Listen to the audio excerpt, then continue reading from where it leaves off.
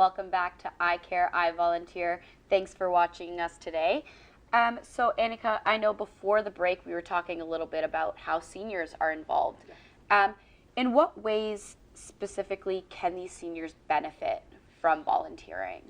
Well, I know that our volunteer drivers, as I mentioned, they often tell us how fulfilled they are. They've been working for several years. Now they're retired. They're not working. They have more time. And volunteering is less pressure than working, a regular job. And they're basically their boss. They let us know what their schedule is and what they can do and what they can commit to. So they're not only fulfilled by helping people with cancer in their communities, but also they don't have, it's less stressful for them. So they're just really happy to be able to have the time to give back. And yeah, it's great. It's a great opportunity for them. Yeah. Do you either of you guys have seniors that volunteer in your organizations that have said anything about benefiting? Yeah, for VON, a lot of our volunteers are retired. Also, a lot of them want to volunteer with seniors because they've had experiences with family members, whether it's parents, that kind of thing. So for us, I know that it's just a sense of, like Anika was mentioning, fulfillment. And a lot of them, because they're retired, they have kind of a hard time finding a new identity. Once they retire, they're not working, they're not part of what they were a part of for so many years.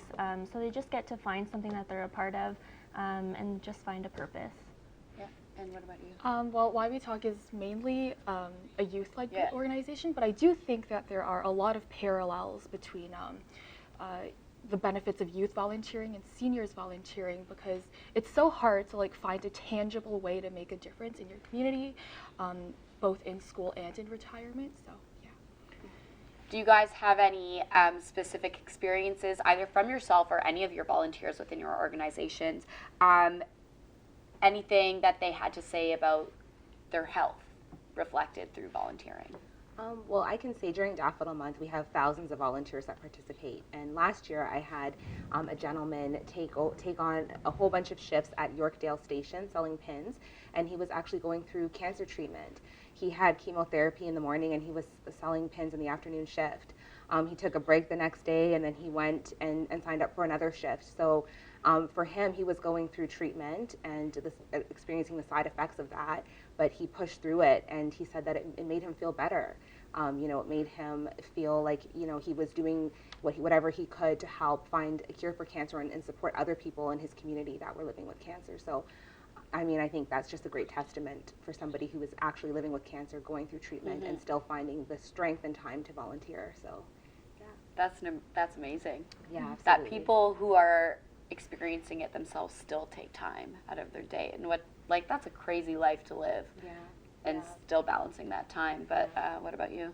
I know for myself, around Christmas time, I received an email from one of my volunteers, and she had let me know that one of her resolutions for 2016 was to volunteer. And she had let me know that that decision was the best decision she could have ever made. So I think just hearing the success stories really makes it all worth it. Especially at the end of the year, that's Yeah. just showing that she's reflected upon the year of Yeah, volunteering absolutely. and how much she noticed that it impacted her life as Yeah, well. for sure. Well, one thing that Why We Talk does is we put on monthly campaigns, and the one we're doing right now is actually called March for Men, where we raise awareness about kind of an area of mental health that's so often stigmatized. And we've gotten people who have reached out to us and said, oh my God, I didn't know that this was such an issue. And yeah, it was just an amazing feeling. Yeah. So we've got lots more coming up. So don't go anywhere. Stay tuned right here on Rogers TV.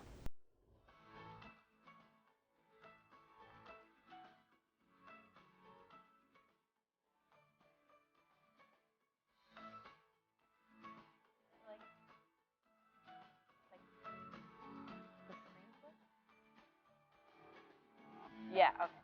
Yeah, I saw it. Okay. Okay. I'm just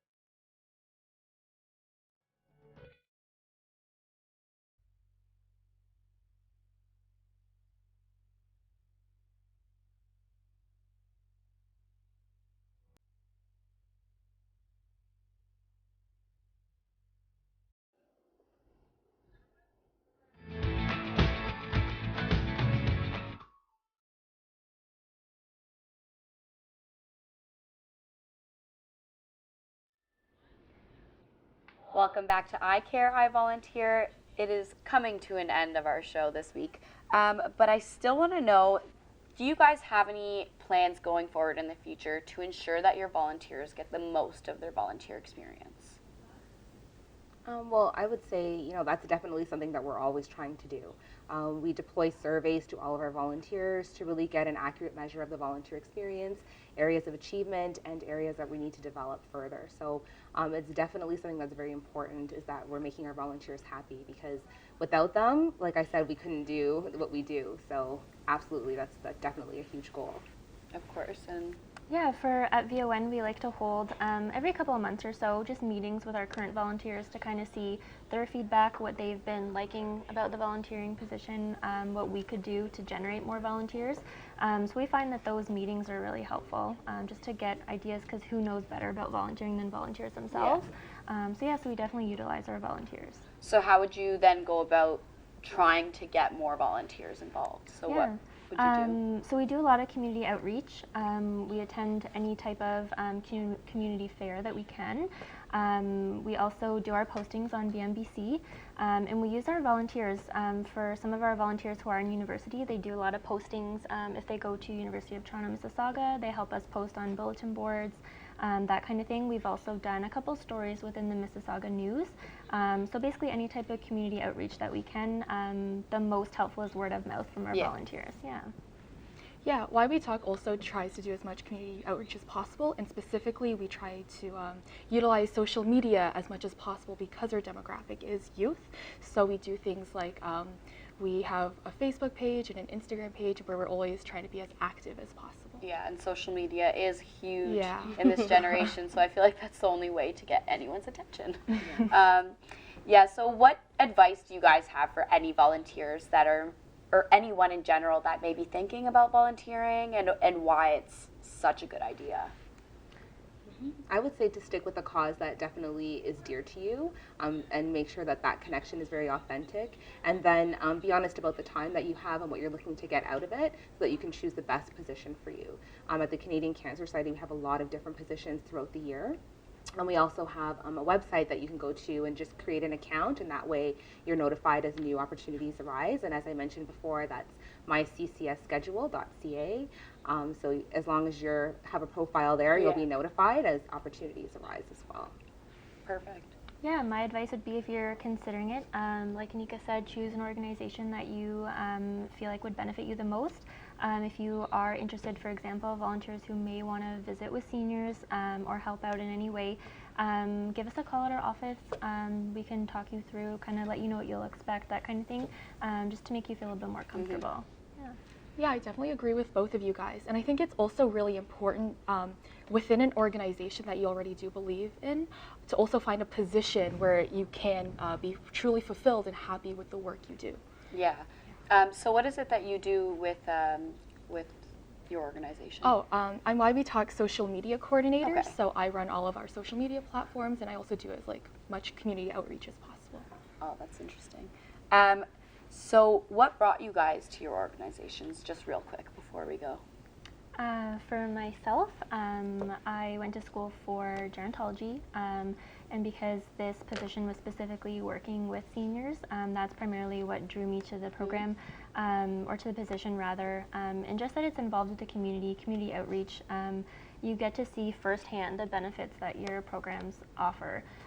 So just working one-on-one with people was what drew me to the position. Yeah. And you?